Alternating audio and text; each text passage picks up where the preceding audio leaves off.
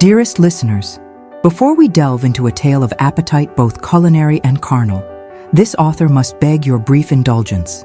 If these chronicles bring you pleasure, do favor this humble narrator with your likes. Subscribe to ensure future tales always find you, and leave your thoughts below. This author is most eager to learn from which corner of our world you listen. Now then, with such necessities attended to, let us begin. Our story commences, gentle listeners, in Bath, that sanctuary of supposed respectability, where the infirm take waters and the healthy take lovers. The year is 1813, and this author has observed a most peculiar phenomenon. Half the distinguished ladies of Bath have developed mysterious headaches that can only be cured by an urgent visit to the unfashionable side of town, specifically near a certain tavern called the Silver Swan. But I am getting ahead of myself, as I so often do when the gossip is particularly delicious. Miss Emma Whitmore, dearest listeners, was living proof that birth and breeding guarantee nothing in this cruel world. At 24, she was the daughter of the late Baron Whitmore, who had the distinct discourtesy to lose his entire fortune at cards before putting a bullet through his head, leaving his wife and daughter with nothing but debts and a tarnished name. This author remembers Emma from her single season 5 years ago.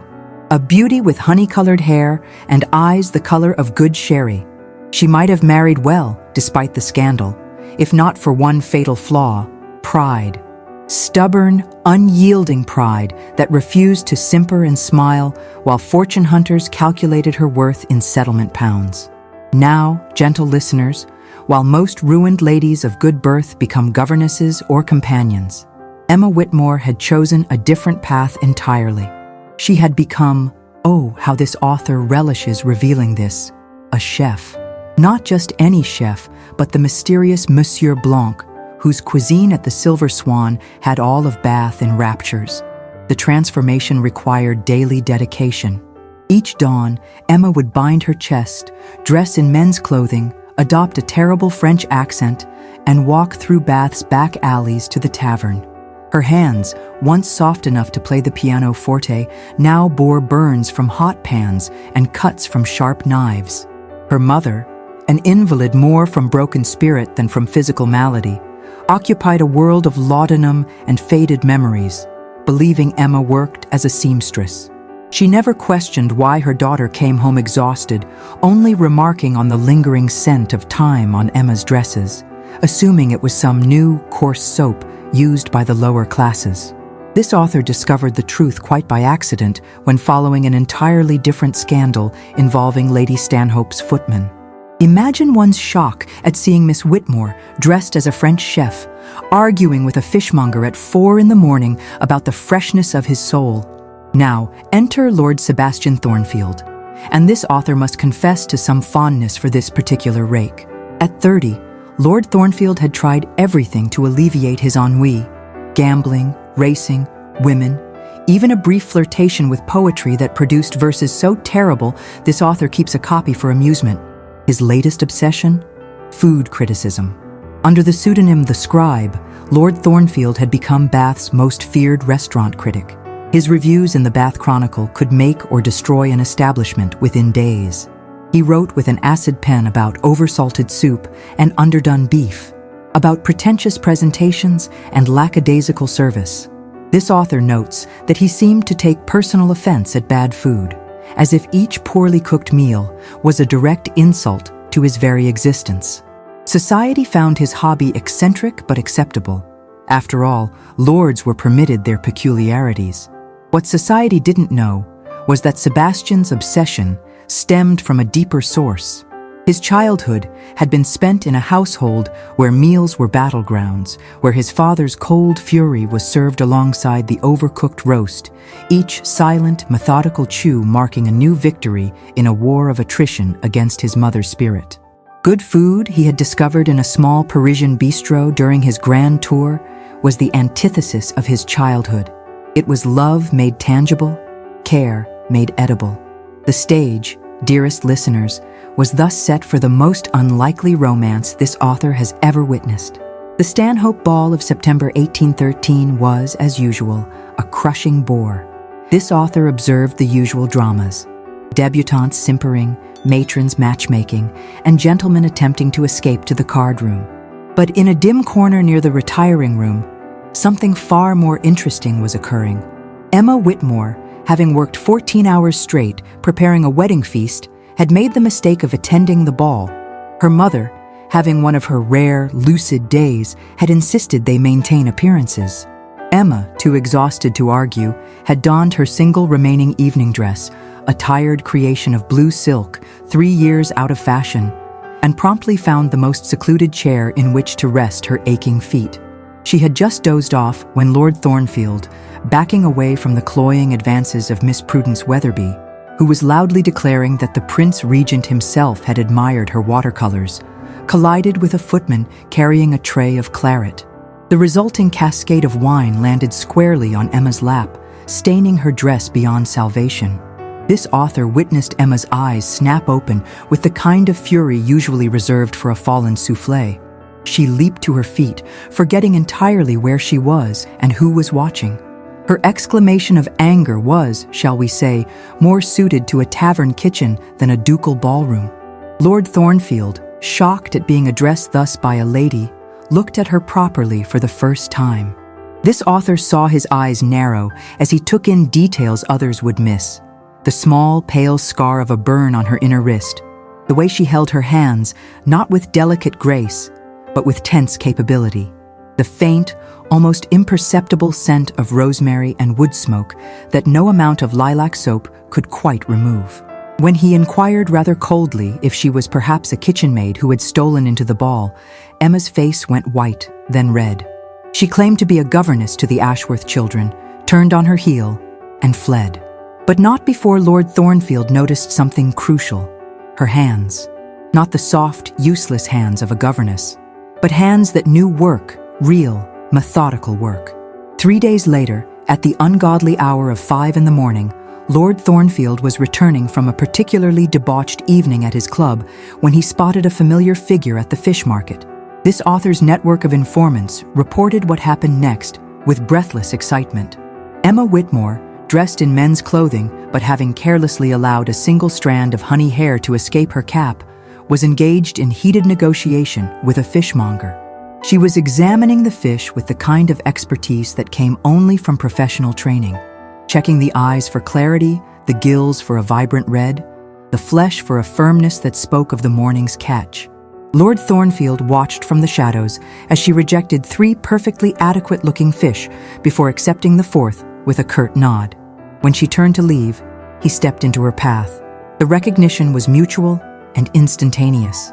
Emma attempted to brush past him, but he blocked her way.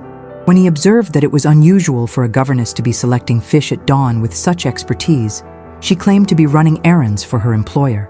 His voice was dangerously soft when he noted that the Ashworths were in London for the month. Her face betrayed her panic before she pushed past him and disappeared into the morning mist. From that day forward, Lord Thornfield became Emma's shadow. This author observed him at the vegetable market, lurking behind a crate of cabbages, at the butcher's shop, feigning interest in a side of beef, even at the docks when fishing boats arrived. He never approached her directly, just watched with those calculating, intelligent eyes as she selected ingredients with a chef's precision. Emma, for her part, was clearly rattled. This author's sources at the Silver Swan reported that Monsieur Blanc's famous steady hands had begun to shake, that the chef was constantly checking over his shoulder. The food, while still excellent, had taken on an edge of anxiety. A sauce might be a fraction too sharp, a piece of pastry a touch overworked. The tension came to a head at the Morrison soirée. This author was perfectly positioned behind a potted palm when Lord Thornfield cornered Emma on the terrace.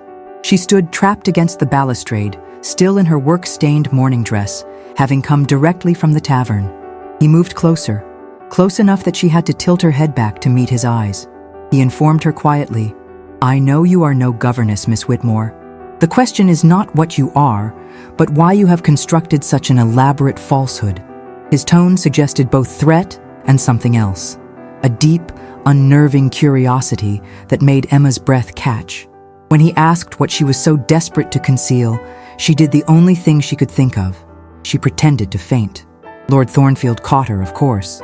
This author nearly gave away her position by laughing when Emma, carried to a secluded bench, opened one eye to check if they were alone, then snapped upright to demand what exactly he wanted from her.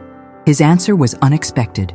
He proposed a bargain: 1 dinner per week, during which she would explain to him in detail why all the food in Bath was so abysmal, except, curiously, at one particular unfashionable tavern. In exchange, he would cease his investigation into her affairs. Emma accepted, but this author could see she thought she could manage him, perhaps even misdirect his suspicions with half-truths. How wrong she was, gentle listeners. How deliciously wrong. Their weekly dinners became the talk of Bath, though no one could quite understand the pairing. Lord Thornfield, who could have any woman he chose, dining with the ruined baron's daughter who always looked exhausted and occasionally had a dusting of flour in her hair that she hadn't noticed. This author managed to secure a table near theirs on several occasions, and can report that their conversations were unlike any courtship Bath had ever seen. Emma would dissect each dish with surgical precision. This author once overheard her explain, with the fire of an artist, "The chef salted the cream, you see. A fatal error. One must always salt the reduction before adding the fat, otherwise the emulsion becomes granular." She spoke of sauces as a general might speak of strategy. She would catch herself, try to claim she had read it in a book or heard it from the cook at the Ashworths, but her passion would invariably override her caution. She would describe the proper way to clarify butter with the kind of reverence most women reserved for describing their wedding dress. Lord Thornfield, for his part, was entranced. He would lean forward when she spoke, his usual sardonic expression replaced by one of genuine rapt interest. He began bringing her samples from various establishments: a spoonful of soup in a small jar, a piece of cake wrapped in paper, asking her opinion like a student seeking wisdom from a master. What Emma didn't realize, what this author observed with growing delight, was that she was slowly revealing her soul with every critique. No governess would know that the sauce béarnaise had been made with inferior tarragon vinegar. No lady of leisure would recognize that the pastry had been overworked by exactly 3 folds. But something else was happening during these dinners, something neither party expected. They were falling in love. This author witnessed the exact moment Lord Thornfield realized it. Emma was explaining with fierce intensity why the duck was overcooked, something about the fat content and the precise rendering time, when she suddenly stopped, a blush creeping up her neck, embarrassed by her enthusiasm. She apologized for being tedious. Lord Thornfield reached across the table and took her hand, scandalous in such a public place, and told her, his voice low and sincere, "You are the most fascinating woman I have ever met." The look on Emma's face, gentle listeners, surprise, hope, and sheer terror in equal measure. For 6 weeks, this peculiar courtship continued. Lord Thornfield had ceased writing his critical reviews, causing much speculation about the scribe's silence. Emma had begun to smile again, something her mother noticed with tearful, confused joy. This author began to hope for a happy conclusion to this unlikely romance. Then came the night that changed everything. It was after their 7th dinner, at a particularly mediocre establishment near the pump room. Emma had consumed perhaps more wine than was prudent. This author suspects Lord Thornfield of deliberately refilling her glass. She was mid-sentence, explaining why one should never add cold cream to a hot reduction too quickly, when she stopped abruptly, realizing she had just described, in perfect detail, a technique only a professional chef would know. The silence stretched between them, thick with unspoken truths. Lord Thornfield set down his glass and leaned back in his chair, studying her with those penetrating eyes that missed nothing. "I know you are Monsieur Blanc," he said, his voice quiet but absolute. He had known, he claimed, for 3 weeks, ever since he had dined at the Silver Swan and noticed an identical, oddly shaped burn on both Emma's hand and the chef's when he had peeked into the kitchen. The shape was too distinctive, too specific to be coincidence. Emma went white as her napkin. She tried to deny it, then to flee, but he caught her wrist, gently but firmly. He told her he didn't care that she cooked for money, that he found it admirable, brave even. He confessed that he had continued the dinners not to expose her, but because he had fallen desperately, irrevocably in love with her. Then he kissed her, right there in the dining room, in full view of half of Bath society. This author can report that the kiss was neither brief nor chaste. It was the kind of kiss that suggested Lord Thornfield had been thinking about it for 6 weeks. The kind that made Lady Morrison drop her lorgnette into her soup and Miss Weatherby require her smelling salts. When they parted, Emma's eyes were bright with tears. She whispered that he didn't understand what he was saying, what it would mean for his reputation, for his entire world, if the truth emerged. Then she fled, leaving Lord Thornfield alone at the table with 24 scandalized diners staring at him. What followed were the longest 3 weeks in recent Bath memory. Emma refused all visitors, claiming illness. Lord Thornfield called daily, his carriage a permanent fixture outside her modest home, only to be turned away by a tearful maid. He sent letters that were returned unopened. This author observed Lord Thornfield during this period and can attest that the man was genuinely suffering. He attended no social functions, wrote no reviews. He grew gaunt. His cravats were perpetually askew, and he was seen once by this author's own eyes, staring at the door of the Silver Swan for a full quarter-hour before turning away, a man utterly defeated. His friend, Mr. James Hartwell, reported that Sebastian had neither eaten properly nor slept since Emma's flight. Emma, meanwhile, was faring no better. This author's sources reported that Monsieur Blanc's cooking had lost its spark. The food at the Silver Swan became correct. Technically flawless, yet devoid of the very soul that had made it famous. It was cooking by rote, the work of a heart meticulously following instructions, but no longer inventing. The crisis point came when the tavern's owner, Mr. Hobson, a man whose ambition had finally outpaced his caution, announced that due to overwhelming popular demand, the mysterious Monsieur Blanc would reveal himself at the autumn assembly. Emma had no choice. Refuse and lose her position and her livelihood, or comply and face utter public ruin. This author learned from Emma's mother's maid that Emma spent the night before the assembly in tears, burning all her men's clothing, preparing to flee Bath entirely after her inevitable humiliation. The autumn assembly of 1813 will be remembered, gentle listeners, as the night Lord Sebastian Thornfield shocked all of Bath society, and this author adores him for it. The assembly room was packed beyond capacity. Word had spread that the mysterious Monsieur Blanc would finally be revealed, and everyone who was anyone had come to witness it. This author secured a position near the front, fan at the ready for the dramatic moment. Mr. Hobson, red-faced with excitement and too much port, climbed onto the musician's platform and called for silence. He began a lengthy, rambling speech about the honor the Silver Swan had received, how Monsieur Blanc had brought fame to their humble establishment, how tonight they would finally see the face of genius. Emma appeared at the back of the room, still dressed as Monsieur Blanc, but with her face pale as death. She began the long, agonizing walk toward the platform, and this author could see her hands trembling, even from a distance. Just as she reached the platform, just as she was about to unmask herself and face society's condemnation, Lord Thornfield stood up. His voice, clear and commanding, carried across the silent room. "Before this revelation proceeds," he announced, "I have one of my own." He revealed that he was the scribe, the anonymous critic who had terrorized Bath's culinary establishments for 2 years. The gasps were not merely audible. They were a collective, physical jolt that ran through the room. This was scandal enough on its own. But Lord Thornfield wasn't finished.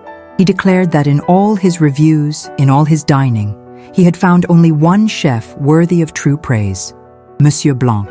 The food at the Silver Swan, he proclaimed, was not merely good, but transcendent, created by someone who understood that cooking was an act of profound love. Then, looking directly at Emma, he made his extraordinary declaration. "I would marry any woman who could cook like Monsieur Blanc. Indeed, I would consider it the greatest honor of my life to spend my days with someone who can create such joy with their hands, who understands that true artistry comes not from idle accomplishment, but from genuine, hard-won skill and a passion that cannot be feigned." The room erupted. This author saw Lady Morrison actually applaud, while Mrs. Weatherby looked ready to expire. Emma stood frozen, tears streaming down her face as she slowly, deliberately pulled off her chef's toque, letting her honey-colored hair tumble free. The revelation that Monsieur Blanc was Miss Emma Whitmore sent shockwaves through the assembly. But before the full scandal could erupt, Lord Thornfield walked through the parted crowd, climbed onto the platform, and dropped to one knee before her. His proposal was simple and perfect. He told her he loved her for her pride, her skill, her refusal to surrender to circumstance. He promised that as his wife, she could cook or not cook as she chose. But he hoped she would, because her food was the closest thing to heaven he had found on earth. Emma's acceptance was barely audible through her tears, but her kiss, oh dearest listeners, her kiss was answer enough. This author required her own smelling salts, though from delight rather than shock. The scandal, of course, was enormous. Half of Bath society cut them immediately. The other half, however, led by the formidable and ever-surprising champion of Lady Morrison, who declared loudly at her own card party that any woman who can make my husband actually enjoy fish deserves a title, not scorn, rallied to their defense. Lady Morrison, you see, had always harbored a contempt for ladies who defined themselves only by their husbands' fortunes, and saw in Emma a spirit to be admired. They were married 3 weeks later in a small ceremony. This author attended and can report that the wedding breakfast, prepared by the bride herself with the help of 2 giddy kitchen maids, was the finest meal Bath had ever seen. Even the disapproving Mrs. Weatherby was seen taking a 3rd helping of the lobster bisque. Lord and Lady Thornfield moved to London, where they opened something unprecedented, a dining club where the chef was not only a woman, but a lady of birth who cooked openly and proudly. Within 6 months, they had a waiting list of 2 years. This author dined there last month and can report that the food remains extraordinary. But what struck one most was watching Lord and Lady Thornfield together. He still reviews restaurants, now under his own name, but his harshest criticism is reserved for any establishment that refuses to hire female chefs. She still cooks with the same passion, but now there is an unmissable joy in it too. During service, this author observed Lord Thornfield slip into the kitchen. Through the serving hatch, one could see him taste a sauce from a spoon she offered, suggest a pinch more salt, then kiss his wife thoroughly before returning to the dining room. The entire kitchen staff pretended not to notice, though several were smiling into their dishcloths. Their marriage, this author can confirm, has been blessed with 2 children already, both of whom show an alarming tendency to critique their nursery food with sophisticated palates. And so, dearest listeners, we conclude this tale of appetite satisfied in all its forms. It proves, does it not, that love can simmer in the most unexpected kitchens, that passion can be seasoned with partnership, and that sometimes the best recipes for happiness require breaking all of society's rules. This author withdraws now, leaving you to digest this delicious scandal. But remember, the next time you dismiss someone for their trade or circumstances, you might be overlooking a feast of possibilities. Until our next encounter, remember that the greatest scandals often lead to the greatest happiness and the best meals. Your devoted chronicler, Lady Ravenswood.